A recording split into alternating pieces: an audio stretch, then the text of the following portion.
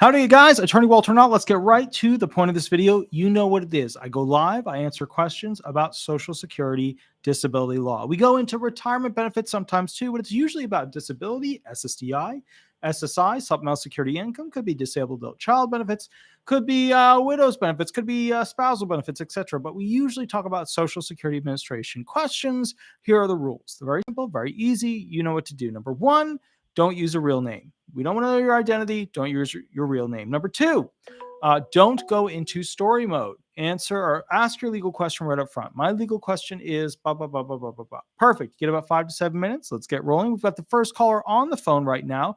Good sir, what is your legal question? Go ahead. This Jay Clampett out of Dallas, Texas. I was working at Walmart for about 3 years, and over 3 years, I went over $1,700. And they trying to say that since I'm over, I'm not disabled anymore. And after I stopped working at Walmart, I was out for about a year and a half, so I wasn't working at all. So I started back working, and I'm not making over the SGA. So would it be hard for me to get my benefits back? I also have a hearing for the AL judge February the 5th. So I'm trying to see how they going to go. I'm kind of in the blind because my SS office don't communicate well. Are you still receiving a check every month? No, I've been cut out about 6-7 months now. So at that point, you can hire a disability attorney. And the reason why that's important is that if you're getting your check every month, no attorney will take the claim because bottom line is this, that the back pay is getting sucked away with every check that you get. So the attorneys can't attach to it. So you're going to want to find an attorney to work on the claim. Also, basically, you're going to want to make sure that medical evidence lines up with all the things that your impairments, your claimed impairments are. So all right, let's do some basic questions to prep you. What would be your top 5 most severe disabling conditions that keep you from working? Back pain, numbness in my hand, and I'm also was legally blind in my right eye. I have to take steroid drops every day just to cold my body. Okay. Gotcha. So that is a disability. And I was wondering, since I had my corneal eye transplant, shouldn't I be allowed to make more if I was part of that's part of my disability? Yeah. So basically, going into, we'll just do the 2024 rates since we're already there. Well, all right, in 2023, it was $1,470 for a regular person, but for a blind individual, it was $2,460 for basically the substantial gainful activity limitation. So you could have earned up to $2,460 per month, and then 2024, it'll be $1,550 basically for an average disabled individual. But for the blind, it would be $2,590. So it sounds like you weren't originally found disabled at a listing level for that one impairment, but rather you had a vocational allowance.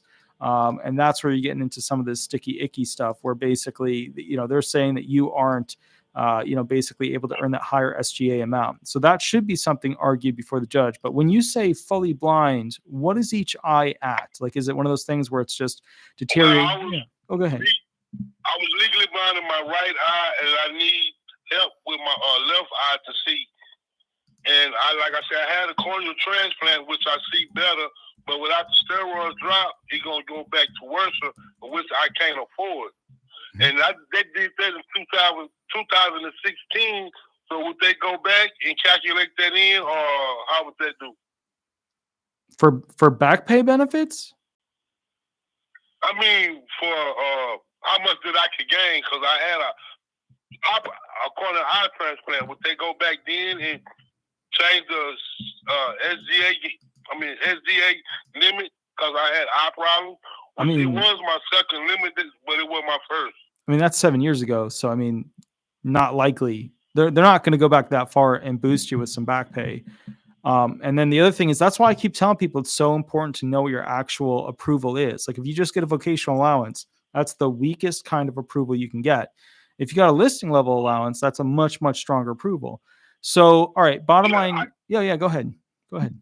Yeah, I had a spinal fusion too also, besides my corneal eye transplant too. So I have 2 limitations, but I use my back as my main one, which I should have been doing with my vision first. So the better eye is better than 20/200, right? with the contact, and then me come to taking my steroid drops, Okay. my medication. So like when you look at the chart, right, and there's the big E at the top, how many lines down can you read?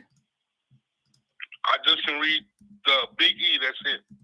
You're Without absolutely my sure. contacts. You're absolutely sure. Okay, but with corrective means, like wearing the contacts, being able to like use them, and can the contacts be worn in a vocational environment? It depends because it's the hard contact lens, about $500 for each lens, and I wear them both in both eyes. So in some places it would bother me. Okay. So that's an argument you want to go ahead and utilize there, because you're going to talk about environmental restrictions, being in windy areas, pulmonary irritants, heat areas, cold. It's all going to bother your that particular eye, or the eye that has the issue. So yeah, I mean, look, obviously this was a vocational allowance. It's not a listing level criteria. Otherwise, you've been able to earn more. So thing I would do is tomorrow call attorneys and ask them if they'd represent you. They're not going to be super excited because there's not a lot of back pay that's built up. You got basically like 5-6 months of back pay, and then you got rest of December, January, and February. So you're looking at like 7-8 months of back pay. How's your medical going? Like, how's your treatment going for it? Well, I still go to the doctor to get more pain medicine for my spinal fusion because I have back pains and real severe numbness in my hands and arms and feet. Okay. So I still go to the doctor, and the doctor upped my prescription and everything. So I still go to my doctors and everything. Okay, gotcha. So, I mean, what I would say is this probably sounds like another vocational allowance potential. Does not sound like a listing level criteria for the eyes, but look, you can call my office tomorrow, but call their attorneys as well, check around, and then basically we can always catch up and go through the details. Tomorrow, I'm only working a half day though, because I have something going on with the house where I've got basically that house next door where I've got to get stuff done. But I'll try to get back to you either over the weekend or basically on Monday. If I don't catch it during the half day that I'm going to be working. Yeah. Yeah, you're right. I tried to get a lawyer, but the overpayment, they were scared of that. So I'm working with legal aid right now. So they kind of, have a lot of people. So I got to be patient and get with them. But yeah, you're right. A lot of lawyers don't want to mess with overpayment. Well, you know what it is? We work them, and then we just to make them simple and straightforward. We work on the claim, and then unfortunately, we don't make enough money, and then we're in a situation where we're just like, damn, and we lose money too. And then it's like when we're working these things, and the staff is working them, and the staff is spending time, that's time they should be spending on another claim that's making money. You get into a little bit of a tricky situation really quickly, because then all of a sudden your staff gets pissy. Yeah, I think they're doing that by design. Yeah, possibly. Possibly. So. Yeah, but all right. Well, I tell you what, go ahead, work on that. I will catch you a little bit later, good sir. You have a wonderful, wonderful day, and basically, we'll catch up in the not too distant future. Thank you, sir. Thank you for everything. Absolutely, good sir. You have a wonderful night. Thank you. Bye-bye. Bye-bye. Hi, this is Attorney Walter Hnot. We are live on YouTube. Remember to use a fake name throughout this process. What is your legal question for today? Oh, can you hear me okay? Hello, hello? Hello, hello? Hello, I hear you. Oh, good. Excellent. So I can hear you now. Go ahead. Walk me through. How can I help you? Yes, I have a question about back taxes. Okay. Oh, so I hear a thing in the background. Just go ahead and mute the. Unfortunately, we owe some back. Yeah, just go ahead and mute the computer or the TV. That way, basically, you can hear me straight through the phone. Yeah.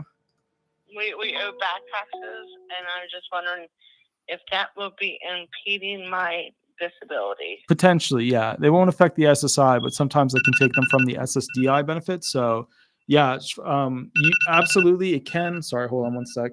It can be a problem. So, just be aware that can be impacting the benefits that the federal government pays you. I hate not. So, I mean, are you SSI or SSDI? Well, right now I'm on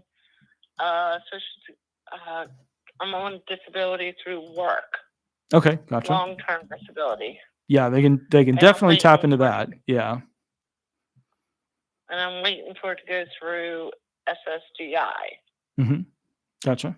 So, and I haven't heard from them. So it's been since April since the application was put in, and we're just waiting for that to go through. Gotcha. Yes, they can attach to it. Yes, you can work out a deal. So yeah, that's totally an option. Yeah, like a repayment plan gig. I mean, how much back taxes are we talking about? I have no idea. Oh, well, that's not a good sign. That's never a good sign. I know. That's a scary place to live. Let me tell you. All right. So let me ask you this then. Considering that, is there like any,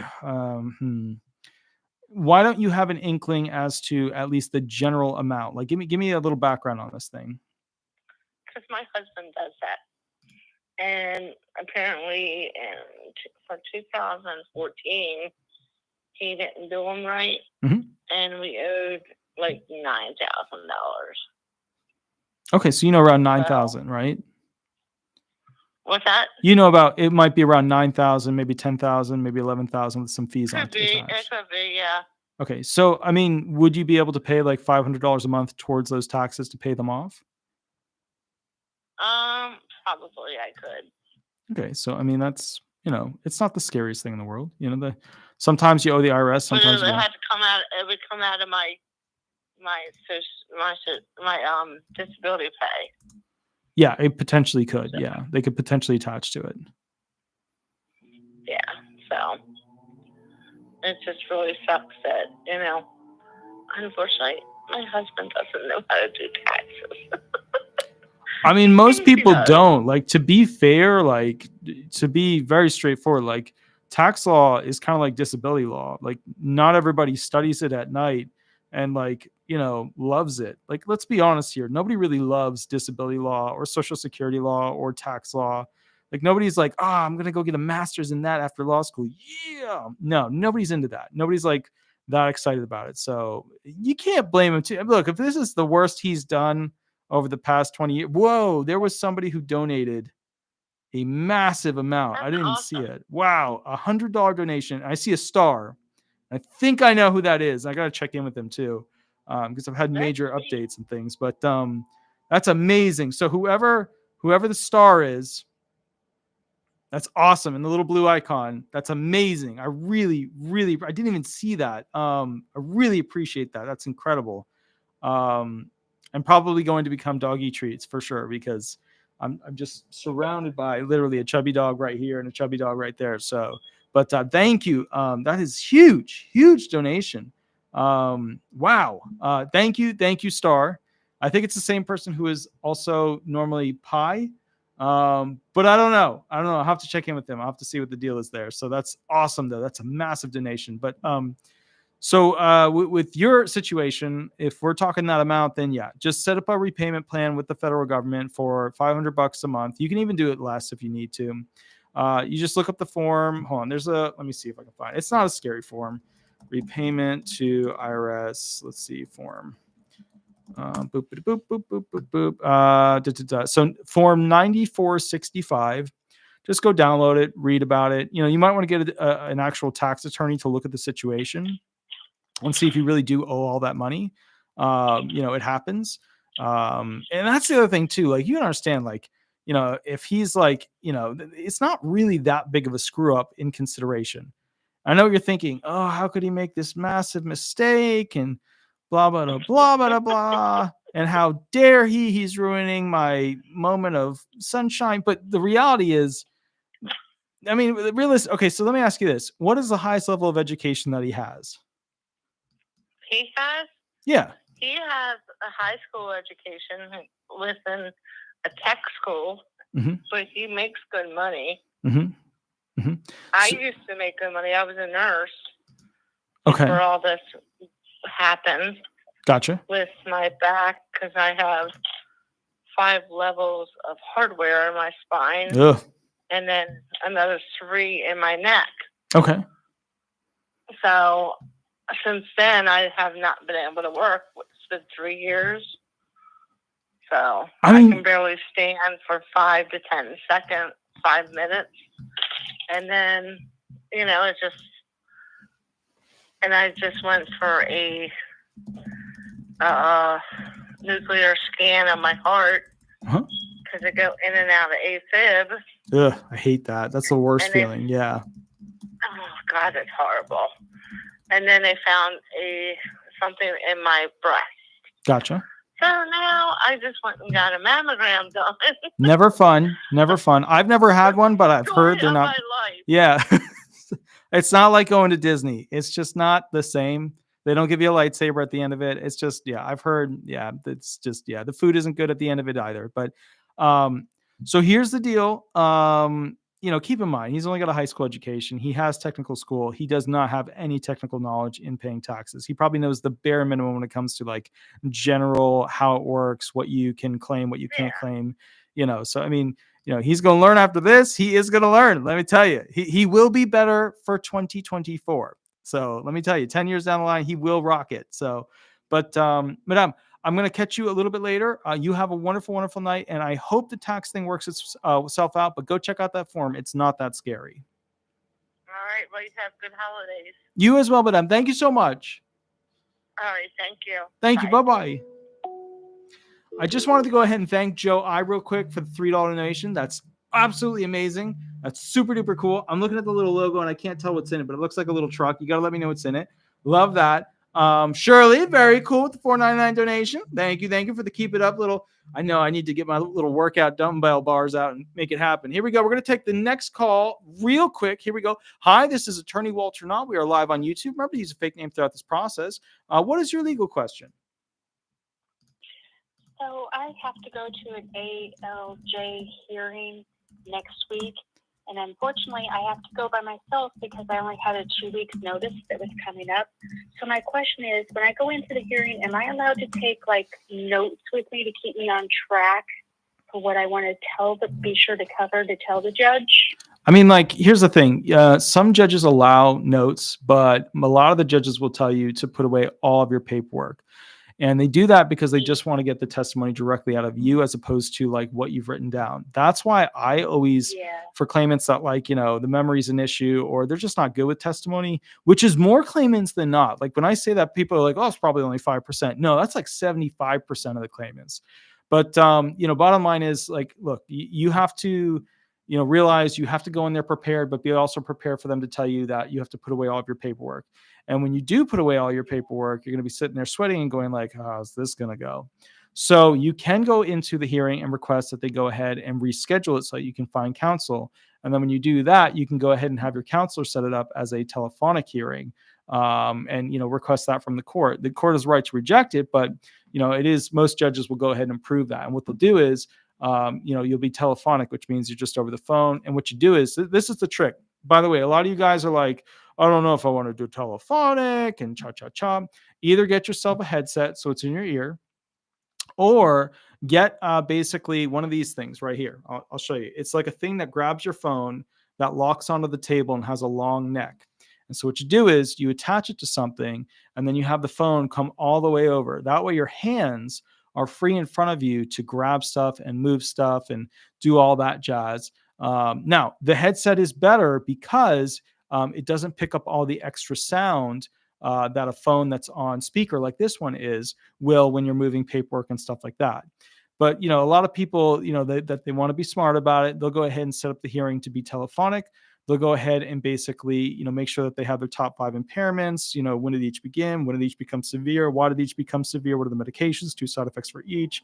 What were the past jobs they've had? What are the IRS reports state? They'll have it all lined up, so they're good to go. But yeah. So be prepared. Go in there. So do you have an attorney already? No. And, I've been listening to a lot of your programs, and I feel like I know, but I'm like, I think when I get in there and you get nervous, am I going to forget, key things that I want to say, on the spot? No, because mine was a case where I went through a CDR.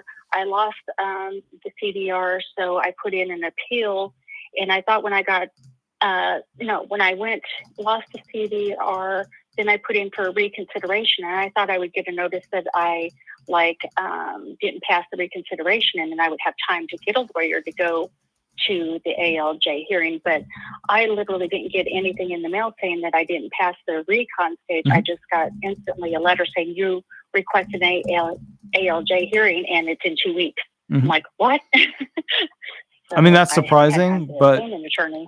yeah. So what's Yeah. weird is that everything's all over the place right now. They don't have enough people. Everything's just craziness. So basically, okay. Yeah, no attorneys really want to take over payment claims. Are you still getting a check every month or no? Oh, that's another thing that's been messed up with them. So when I lost my CDR, I went in and signed a paper and said, I do not want to be paid during the appeal process because I didn't want to have to pay that money back later, because I had heard that if you lose the appeal, you have to pay it back. Well, they've continued to pay me. And I go in there every month when I get my check and I say, you're not supposed to be paying me. I signed a letter saying I didn't want to be paid. And they go, yep, we did that on file. Nobody's scanned it in yet, though. So for the last 6 months, I've been getting paid, even though I signed that I didn't. So now I'm going to have an overpayment, but I've been keeping it because I know I'm going to have to pay it back to them. So yeah, it's all been a mess. So, okay. So you can use that to actually get a waiver, because you notified them and they continue to do it. They're going to seek some of it back, but you can get into the battle with that. Real quick, Diane Fernandez, thank you for the $2 donation. That's awesome. I will give them a huge hug and I'll get them some doggy treats. So that's very, very cool. So we don't have enough time to go through the merits of your claim, the types of impairments, all that jazz. So what you're going to have to do is, what I would do if I were you, call me during the Facebook Live, because people do not show up for the Facebook Live like they do for the YouTube Live. On Tuesdays, I do this exact same thing, and there will be like one person or 3 people that call in, but they get more time. So if you call me during the Facebook Live on Tuesdays, then we should be able to go through more details then about your claim. And that would be kind of your best shot to get, a disability attorney walking you through what types of evidence you should have. Now, I mean, it's in 2 weeks, but you can always request that you go ahead and reschedule it. Try to get an attorney. And if you can't get an attorney over that 2 to 3 month period where they're rescheduling it, you can still go back to that hearing and say, Your Honor, nobody will take my claim because they can't get any back pay off of it. That'll at least buy you, as a trial tactic, 2 to 3 months, even though I can't, as an attorney, tell you should slow down the process. Okay. So, all right. Well, thank you. Appreciate your help. Excellent. You have a wonderful, wonderful night. You too. Bye-bye. Thank you. Bye-bye. Hi, this is Attorney Walter Hnot. We are live on YouTube. Remember, he's fake name throughout this process. What is your legal question? I am trying to find out if I can move out of this country legally on Social Security disability. Yeah, I mean, and what the risks might be. I mean, you're not like renouncing your citizenship and all that jazz, right? You're just moving out of the country. Yeah, right? I just really want to get out of the country, for money reasons, financial reasons. I want to move somewhere that's cheaper, Yeah. So just remember, it's usually a good idea to check in every like 3 to 6 months. Have a bank account here, but also have a bank account there. You can travel outside of the USA, pretty much 6 months of a year. So, bottom line is that works. Just, keep in mind, like, you have to be smart about how you structure how you come back. You know what I mean? How you tap America. Like, I'm here, right? You have to be smart about that. So yes, you can, and remember, we're live, so I have to be, very specific with what I'm saying to you. You have to be smart about how you tap America. Like when you have a Monopoly board, you get all the way around, you get to Boardwalk, Park Place. You're like, man, I really want to land on those. Well, you really need to land when you come back to America during that little 6 month, in and out thing. You know what I mean? You don't know what I mean. Well, all right, go research. Walter, I'm not following you. I got you. So you have to be careful. Okay. Go research specifically the requirements for notification with the SSA when coming back from being abroad. because Okay. that's where people get in trouble. A lot of people are, they set up their here account, they set up their account, they handle, that somebody's here to receive their mail when they need to, or the mail is forwarded properly and there's no issues. Cool. But what I'm saying is what most people get in trouble with is how they tap America when they come back. Just go research that. Okay. Gotcha. Yeah. Because I'm just really concerned that they're going to flag me for a medical review, seeing that I left the country, that kind of thing. Like, oh, he's left the country. Let's flag him for a medical review, and as a way to maybe scoop me off of the system, or try to hang me up. I was just concerned about that. That was one of my huge concerns, So is it more likely or not that you'll be put in for a CDR as a result of leaving the country? It's all computer automated at this point. So when your time comes up, If there's something you're doing in that other country that, potentially causes, and we're running out of battery here too, that potentially causes an issue where they're looking into it. Yeah, that definitely might cause a CDI, CDR review. But, again, be smart about when you come back to this country, how you are present in this country. Okay, I'm going to look that up to get some more clarification on that. And Walter, I appreciate you so much, and you give your time. It's awesome. So much. Thank you so much. Thank you, good sir. So I'll catch you later. You have a wonderful night, and then just research that. If you need to call back, you always can. Okay. Hey, thank you so much. Have a great evening. Bye-bye. You as well. Bye-bye.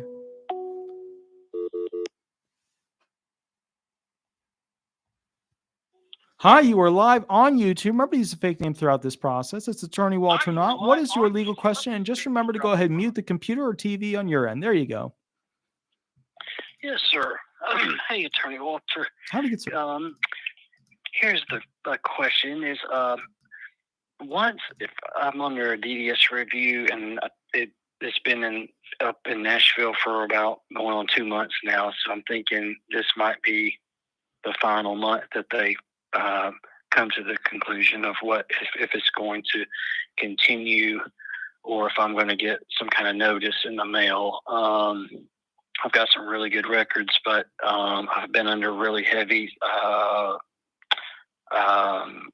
CDI or CDI investigation, I guess. If they do turn it off or send me a letter to turn my disability off, SSDI, how long will my health insurance remain active? We usually get it for like 3 months thereafter. You get extra time. But I mean, are we talking like criminal activity or not criminal activity? Because, the rules change for criminal activity. Yes, sir. Based upon the level of surveillance, they're going, whenever I go to a doctor's appointment, I get followed. My dad drives. And then they have been for my last 2 MRIs. They've had somebody back there from Social Security sitting in the waiting area, and they're not with a relative or to support anybody, but they're there. And then I'll have a scan. I'll come out and they'll be gone. But I had one yesterday, and they were there in the waiting area. Their body language is more or less on you, and when they call your name, the phone comes up, But if it does tend to be, I don't know how it's going to go, because I just had a telemed with a doctor from Johns Hopkins in neurosurgery. He wants to do something pretty invasive, and that sort of supports the disability as well, ongoing complications. Okay. But if it is criminal, which I pray to God that it's not, can they turn the health insurance off right then? Potentially, yeah. I mean, they could arrest you. Okay. All right. I'm not. It just comes and goes. Sometimes they'll have. One time, my dad took me to one of my doctor's appointments, and when we pulled out of the driveway, went 5 houses down, made it to the 4-way stop. Directly across from us was a sheriff. So I would say there's a tracker on the car, and that's just, I guess that's what it is. And when they know that I have a doctor's appointment coming up, if they know through the Medicare that I've scheduled the appointment, and they can, I guess, look at that and or other ways they have of finding out if you have a doctor's appointment. But it has been a couple of times that a sheriff has either been already in movement on the road that we're on and will follow us for a little bit, or they'll meet you at the stop sign on your road, but they don't continue to follow. They just sort of confirm that I'm in there or who's driving the car to make sure, I guess, I'm not driving. I'm not sure, but it's been pretty heavy surveillance, pretty heavy, and I can't find out if there's like a warrant for them to do that really or not. Did you call the local courthouse? No, I didn't. Okay. Did you call? All right. So you're going to start with your county. Are there any other houses that you go to where there might be a warrant that exists through a different county, state, or federal courthouse? Because, remember, you got to call the different courthouses to see if they have something. Okay. No, sir, I have not. It's been, I stayed home. That's about it. And I go to doctor's appointments, and I don't even go down the road anymore I don't even go to CVS anymore. That's how heavy the investigation's been. But no, sir, I haven't done that. What is the overall concern? I mean, it sounds like, a lot of people following you, stuff like that, because they don't usually follow people for that long of a period of time. So, like, what is your concern here? I mean, obviously removal of benefits, but is there something like that's an underlying potential criminal attachment that you need to like be aware of? I have a very clean background. Never been in any trouble. I used to work for a government contractor and had 2 clearances with them. And so they can see that on my past jobs that I've had. And I was a really good worker at that company, and was a team lead for a while. And then when I got back from doing that job, that's when the problem started on a couple of the flights coming home. And then I was misdiagnosed for about 3 years. But as far as I know, no. They have, I guess, ability to see if I post anything on like Facebook. Yeah. I never post pictures. I don't think I say anything out of context. I only comment on what somebody else has already said. If I do say anything, don't have much of a social life. Stay at home. Most of my friends are grown kids, and they do their own thing, and they're childhood friends. So I don't have a social life. But I don't think so. I think I'm squeaky clean, and I've got good records. But I've never lied. I never have. When they approved me for disability, I took that when I was on long-term work disability through my employer. They made me apply for SSDI, and I never thought about really applying for it until they told me I had to. And then when they approved me, I took the approval letter to that Social Security office, and I said, "It looks like I'm approved. You've got all my records. I've had surgery, and here's the circumstances. You've got all my records." And I named the doctors off, and they said, "Yes, we have all of that. You're good, and you're approved." And so I said, "Okay." And I have not worked at all since then. And I really can't because of the ongoing symptoms I have that can get worse. Some days are really, really bad. And it keeps me from being able to I can't function. I couldn't, if somebody gave me a job list to do, I couldn't complete it. But I have not called the courthouse, and the Freedom of Information Act. I don't know where to get that form. Oh, you just Google it. Google it. Okay. Yeah, here. Freedom.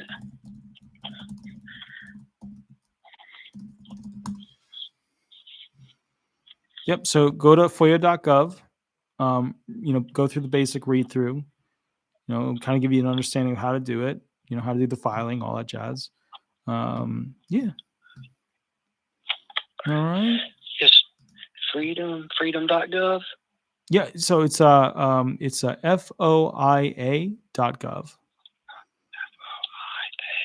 Okay. And then call the local courthouse and see if there's a warrant for investigation for Social Security or something more or less along the lines of CDI. Mm-hmm. Yeah, exactly. So what you're going to do is you're going to ask them, is there a current warrant? Are there any current investigations going on that you have on file? Has anything been filed with a local judge? Because you don't know at what level they're beginning this process against you. Could be federal, could be state, could be county. You just don't know, because it sounds like you've got more than just.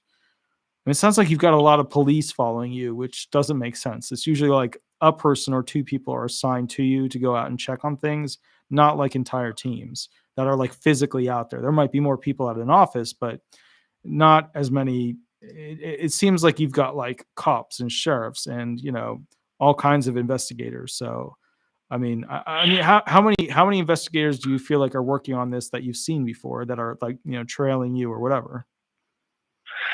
Well, I went to the dentist back in February, Mm-hmm. and my dad was the only person that knew, and he went out to California to a pastor's conference or whatever, and I went to the dentist appointment because I have a chipped tooth that's gotten into the dentine. And when I got there, I didn't see like any investigator really there. But when I came out, there was it looked to be a federal guy with government license plates. I could see it when I got to my car. Mm-hmm. And he had pulled forward to where there's the only exit out of the dentist office is in one area where there's a privacy type gate. And he had pulled right to the entrance of the gate, so right up front. And he did wait until I got past him, and then went to get back on the road right there, which is 4 miles from my house, and the phone definitely came up for a pretty long time. I would say that one was federal, just my opinion. And then with the amount of sheriffs that have either called up to my dad driving on the road, and then sort of just got behind me and then moved over to see who's in the car and who's driving. Mm-hmm. And then they move on, or then they just go ahead and go about their way. And they try to make it not so obvious, but it is so obvious when they do tend to get right up on you for a little bit and then move around you and then stay beside you for just a couple of seconds to see who's driving. And then they go about their way. But having to get blood work, sheriff had pulled up right across the street from the place that I was getting blood work for the doctor ordered. So they have been using DOJ, and I don't know if that's the new thing to use DOJ for the people that they think might be, what is it called? When they think somebody's committing fraud. Mm-hmm. But I've never lied. I've always told the truth, and my records speak for themselves. I mean, there are major places like Johns Hopkins, UCI Irvine, California, Mayo Clinic, and then local neurologists, strokes, ongoing problems, intracranial high pressure. Mm-hmm. So and then complications from surgery, from brain type surgery.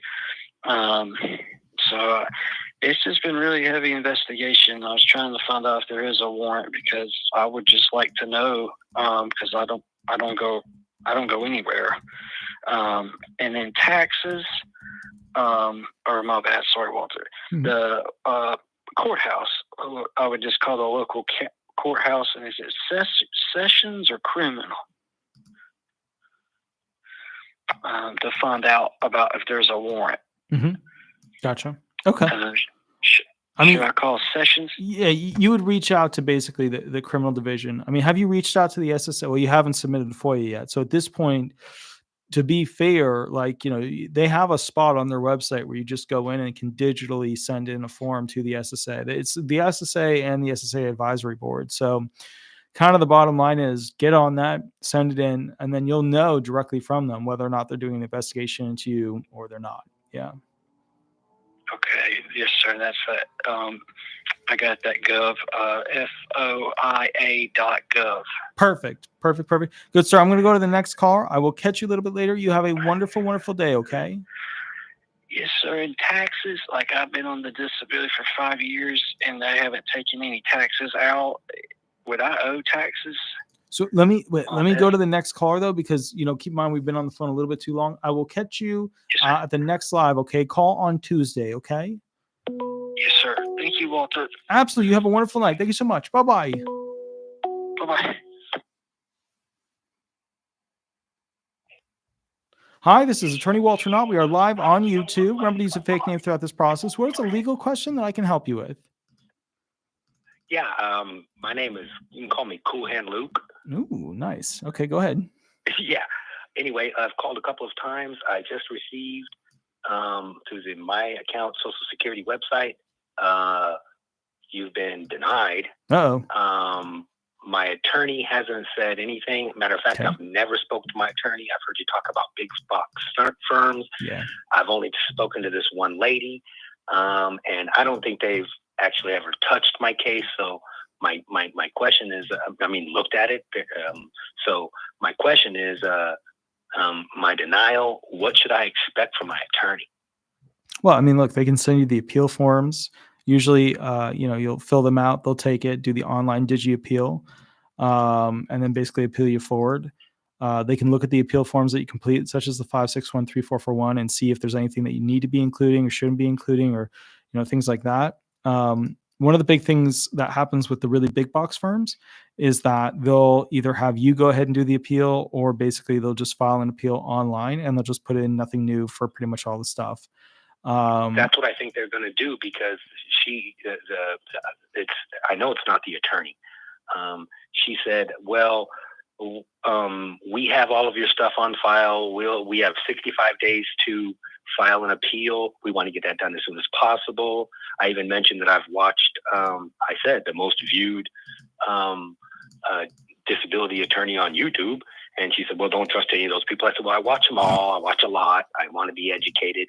And so I want to get it started now. And she said, well, if you have anything to update to somebody about your records, keep us informed on that, and then we'll add it to it. And I was expecting that they would at least do a little bit more, at least can I talk to an attorney at this point?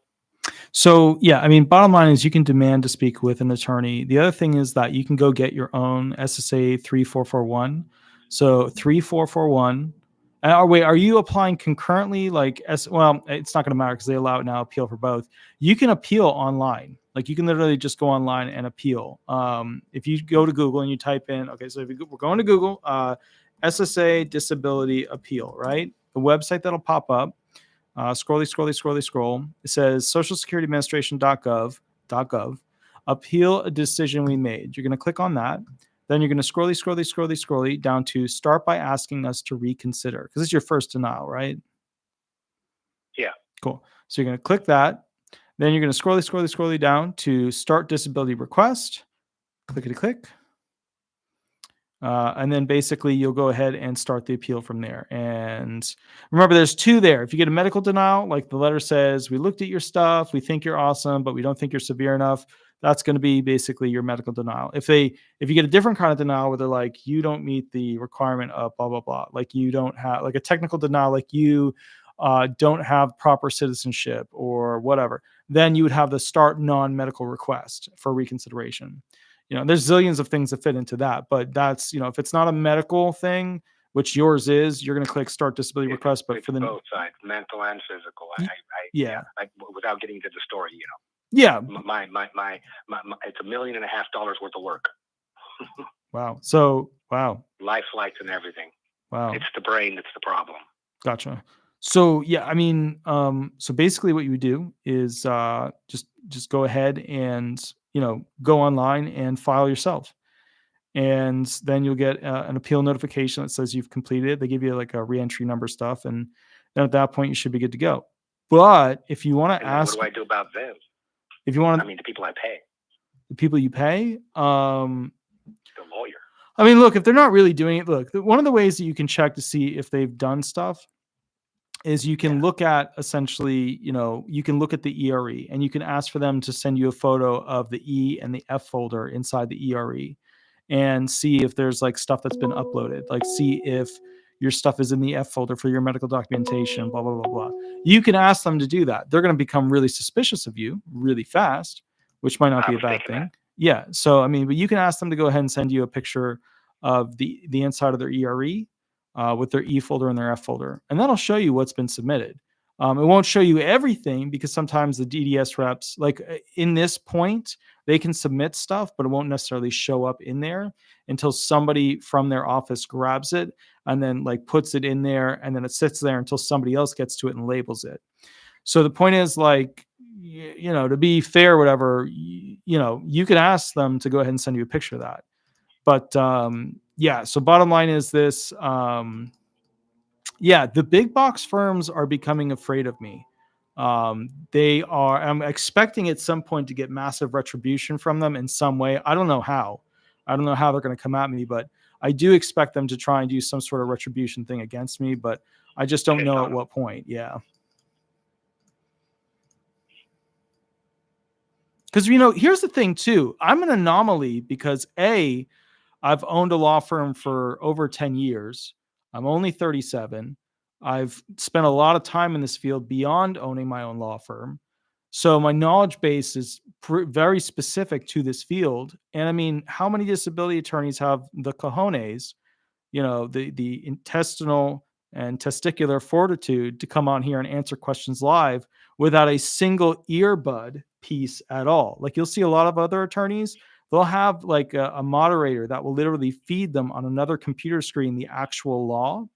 And then on top of that, because they'll have an earbud in their ear and they'll tell them, okay, this is what the law is, this is what the thing is, or they'll have the moderator be like, okay, here's the next call.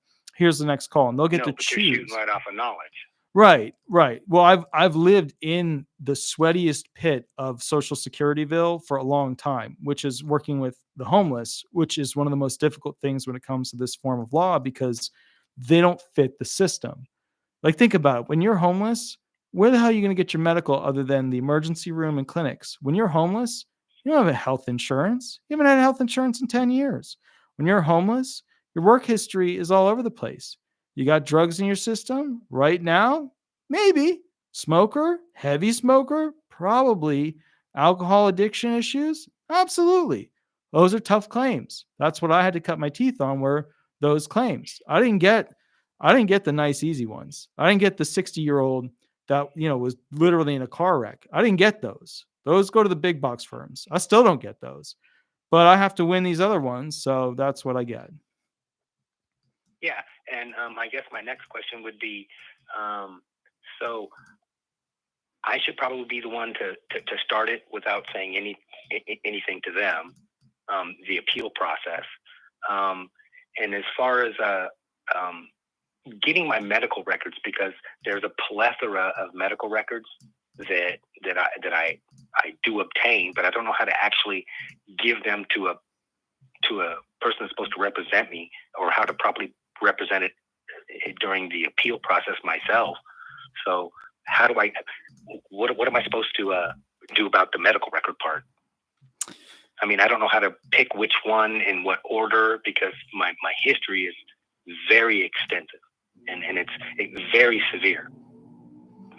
The brain part, like I said, you might remember me. This is a frontal temporal lobe guy. Okay. So you probably don't remember me, but anyway, I've spoken to you 3 times, and so I have so I mean, I don't remember the claim details, but so I don't know how to get it all together. Whether I should give them, because I gave a few of my things to the they only sent me for review, a DDS review for the physical part. The mental part, they never had any DDS review at all. And then my process in California took only like 6-7 months. So how do I get my attorney, or should I do it myself and rely on my own medical records in my time frame, which I know that dates and times and current is important. So, I mean, like, that's a general question. Like, all right, rephrase the question for me, because it sounds like, which evidence do I go collect? And I think you want a more specific question than that. Go ahead. I'm wondering about I was thinking that the medical history that I have alone would be enough, and I don't think that my lawyers have done anything other than let them find the records and just wait. And so I'm trying to get it to move quicker. So do I get my own medical records and put them in with the appeal you were telling me to do by myself? Oh, I gotcha. Online? So, or do I just give them to my lawyer and say, look, do this? Okay, so the way it works is that initial filing and reconsideration, DDS sends out usually 827s. If their 827s fail, they'll reach out to the attorney to go ahead and go after them. If the attorney fails, then they look to using a subpoena. If you can get your records ahead of time, that's fine. If you can make an easy peasy request from them, and then they, put them on some digital upload area and just download them, cool, grab them. It's thousands and thousands of pages. That's the thing. Yeah, but still, you can go ahead and buy one of those, like, PDF reduction splitter upper programs. Make sure it's on your computer, it's confidential. Split it up into 500-page batches. Reduce the PDF so that's still readable, and then you can send it to no computer or anything like that. So I'm kind of stuck. Okay, well, wow. Mm-hmm. Yeah. I mean, remember, my last question. You can call the DDS rep too. You just have to be really careful with what you say to them. So if you're like one of those guys that's like, yeah, I've heard you say, it's a long wait time, and try not to call them because of what you just said. Well, the low IQ people tend to be the ones that just, oh my goodness, like low IQ people. No, I'm very high functioning, but I've always been I'm not an idiot. It's the problem solving, the emotional control thing. Period. So, I mean, I can't, it's just weird. Like, stay on task for a minute. How bad is this firm? I mean, are they doing nothing at all? Like, what are they? I don't think they've done. Yeah, walk me through it. I don't think they've done anything besides me. I obtained these people right after I had filled out the initial application. Then I decided to actually call an attorney. They said, send all the stuff to us. I sent it all to them. They said they'll file it. They filed it, and I just waited. And now here I am months later, and I got denied. And I call, and I haven't talked to a lawyer yet. And I'm getting the lady out front.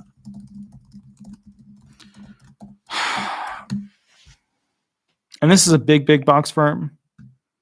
It's actually pretty local. I mean, I don't know. All I know is there's a name. I've listened to what you've said in the past, and so I looked up the attorney who's representing me, and the attorney who's representing me has actually put it down to a different attorney, and that attorney whose name is on the envelope they sent me is attached to another attorney from a different state. So there's a different state attorney with another attorney who has me to another attorney, and I never talked to anybody except the lady out front named Dolores. And you got 3 attorneys, and none of them are on. When I looked at that stuff and I saw there was the name on the manila envelope out front. Well, I won't say the attorney's name. Yeah, says this, and then the name, and then when you read through the papers, it says right here that the attorney who just signed these papers is named this. And when you look up the guy's name on the manila envelope, it says it comes from a different attorney who is not in Vacaville. So, like, here's the thing. All right, did you get this attorney through an insurance company, or was this somebody that you picked out that was local? I just Googled it and started calling around. Okay. So when you called around, did you ever within the first 2 weeks speak with the attorney or any one of your 3 attorneys? None, ever. I don't know, man. Like, look, I say this and I run afoul of it too when I'm hiring people to do stuff, but like, you got to have the right tool for the job. Otherwise you're going to break off the nib of something and spend 5 hours trying to dig it out. And it just becomes a cluster. So, I mean, see if you can work things out with them. Really try. Give them the benefit of the doubt. ask them what their plan is, look at the medical record, do a review of it, and then see what they like in the record, see what they don't like in the record. Like have them review the record with you on the phone, do a read through, and then basically, attorney. yeah, the attorney. Yeah, you can't have lesser, like, you can't have a paralegal do a read through on a claim and then like give you a resuscitation on what their plan's going to be. So then at that point, go through the record and find out what are the terms that you should be using, what are the types of prescriptions you should be getting, what types of medical steps there are traditionally for that particular impairment, see what the judges in your particular area traditionally like, and then see what you can do to trial tactic your way towards getting those things completed. So like, all right, what are your top 5 most severe impairments? Let's do like a mini basic one right now. Go ahead. My top 5 is I have terrible emotion control, all of them, the board. I've been attacked twice at work. I don't want to get into the details. So wait, are we talking like, attacked. Are you still working right now? No, I had to, no, my hours got cut because of, it's too far to get into it. So not working right now. It could have been a fist to fist, and now it's. So are we talking mood? My next, are we bipolar? Or are we like talking personality disorder? No, I had a golf ball sized chunk of my frontal temporal lobe during a traumatic brain injury. At the same time, I also severely destroyed my left scapula. Years prior to that, I had destroyed my right scapula. Both the doctor who did the surgery on my right shoulder, 7.5 hours worth of surgery,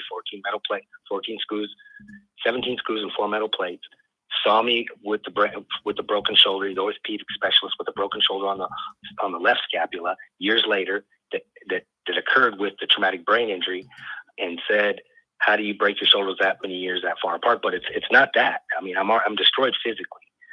But it's the brain. Mostly it's the brain, because I can't stick on task.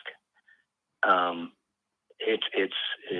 just don't respect authority. So just to summarize, you got a scoop out of the brain, you hurt your blade, and now you got emotional problems. Pelvis shattered too with a life flight, man. My left foot points left. My DDS.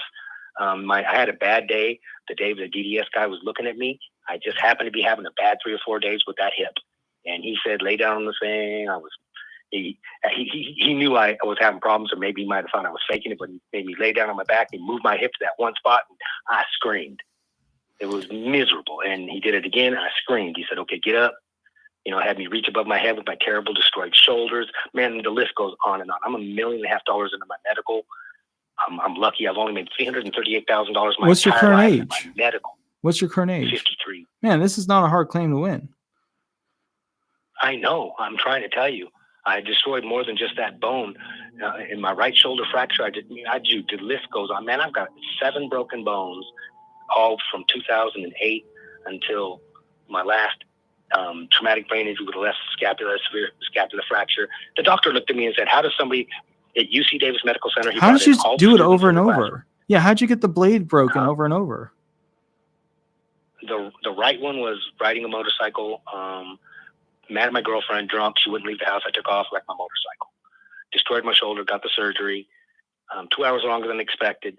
Come back years later with other incidents. Life flight with a pelvis fracture on another motorcycle accident. Life flight with a pelvis fracture, left iliac wing, which makes my foot point one way, which is my hip problem, which was presenting that day.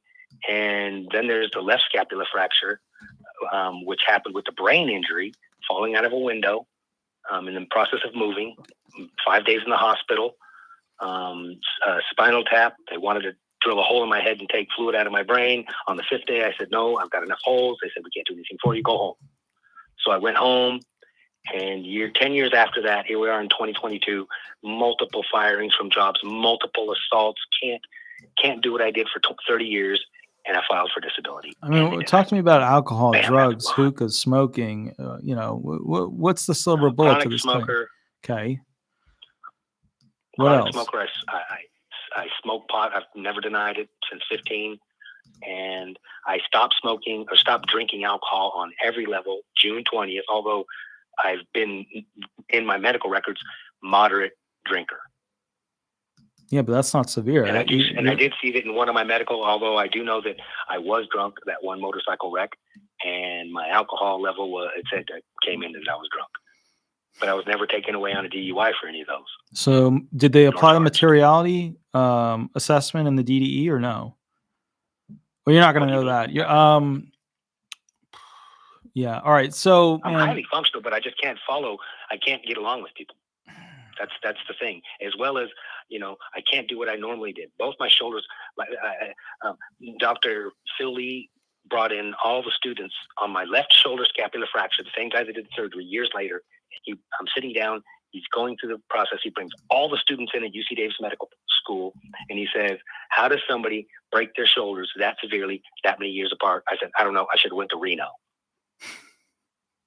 So they even wanted to put me off and show me off in front of a bunch of students after my physical therapy on my right shoulder, because I was able to gain so much use out of it because I was so much younger. I don't know, but the brain thing is what did it, bro. Well, but I mean, remember, if you can't lift both hands above your head due to... I did that. I can still do that, but it hurts. Okay.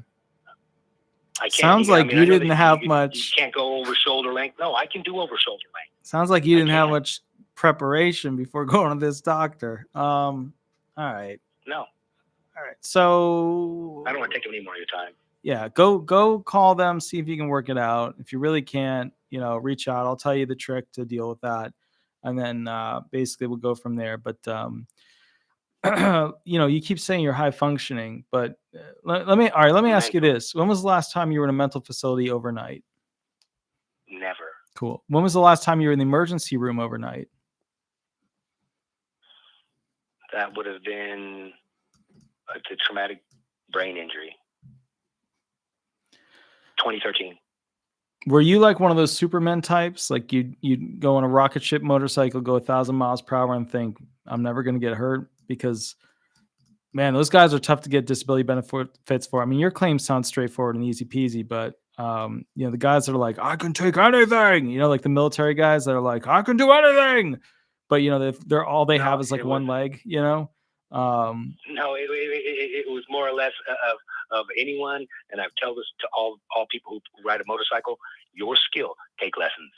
Your skill will never match the ability of the thing you are riding. You do not drive it, you ride it. Yeah. So respect it, because your skill ain't never going to match a motorcycle, and I thought it did. Yeah. And it didn't. Yeah. Well, all right. I will catch you a little bit later. You're my last call for the night, because it is almost 11. I will catch you later. Work on that, and then we'll go from there. And hopefully you can find a solution. But if you can't, we'll catch up. I'm glad you said that it should be easy peasy case. Thank you very much. I'm going to try to do as best I can. Thank you. Perfect, sir. Have a wonderful night. Bye-bye. Good night. Good night. Okay, guys. So that's the last call of the night. I am super duper tired. Got lots and lots of stuff to do, take care of all that jazz. With that said, and the other thing is the phone's literally about to die. So with that said, we missed quite a few callers. We will catch up with you next week. Also Tuesday on Facebook. That's round 2. Always on Tuesday, I go on Facebook. So just, type into Google Disability Resolution Facebook and you should be good. Anyways, I will catch you guys a little bit later. You have a wonderful, wonderful night. I want to thank all the people who donated. That's just absolutely incredible. Star donated $100, which is a mega donation. Joe, $3. Shirley, $5. Diana, there was $2 there. And then basically, that's all of them. But, wait, there's another one over. I lost it. I think there's another one. But anyway, point is, I really appreciate it. They help me continue to make these videos. In the future, we're going to have some better gear. I know everybody thinks this microphone is massive. It's actually quite, it's not massive. It's just, but point is, we're going to have some better gear so that you can hear me better. And then we're going to have more short videos in the future. And we're going to have a membership thingy so that when people sign up for this membership thingy, they can get priority call in on our live nights. Because otherwise my phone just gets blown up until 2 a.m. And I'm hoping that I can alleviate some of that by doing that. Anyways, I will catch you guys a little bit later. You have a wonderful, wonderful night. Please take care of yourself. And we will go from there. And then please remember, you forgot me. No, old school truck driver. I'm so sorry. I'm so sorry.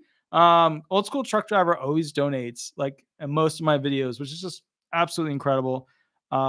My question for old school truck driver, because I like old trucks. I love old trucks. Like if you were like, hey, would you like this supercar or an old truck? I'd be like, I'd take like a 1950, 5-window, I like long beds. Doesn't have to be 9 foot, could be 8 foot because they made 9 foot back then. Could be a fleet side, could be not a fleet side. But I love those Chevys 1950s. If you guys look up any truck, look up a 5-window 1950 Chevy truck. Oh, so good looking. But old school truck driver, what is your favorite truck? I'm curious. Leanne, very cool. Leanne is like, this, like if in the very beginning when there was like 200 subscribers, Leanne was there, right? When the channel was just coming out of the ethos into the existence of the cosmos, Leanne was there, which is what's so cool about that.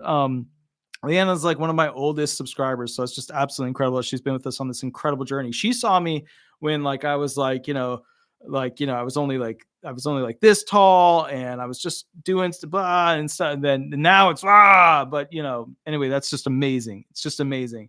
So old school 1985 cab over Freightliner. Oh, so it's a big truck. Yeah, that's a nice truck. That is a really well built truck. That's like a truck that could last your life, not like the new trucks. But let me look that up real quick. Let me see what we got. Yeah, classic truck for sure. Do they still do cab overs as much now? Do they do modern cab over trucks? Cab overs is where you're sitting on top of the engine and the engine isn't like in front of you. Like this is like, you're just like up here and the engine's right below you. And like the front of the truck is just like that. It's not like, where it like goes out in the front. So, of course I figured as much. Yeah. They're just not as popular. But anyways, guys, I will catch you a little bit later. You have a wonderful, wonderful night. Please sleep well. Please take care of yourself. And then we will catch up in the not too distant future. Thank you so much. Please remember to like. Please remember to subscribe. Click the all button. If you want to go ahead and leave a review, go to Disability Resolution Law Firm, Disability Resolution Florida on Google. Absolutely love those reviews. And if you need a disability attorney, you know who to call. I'll catch you a little bit later. You have a wonderful night, and we'll go from there. Thanks so much. Bye-bye. Bye-bye.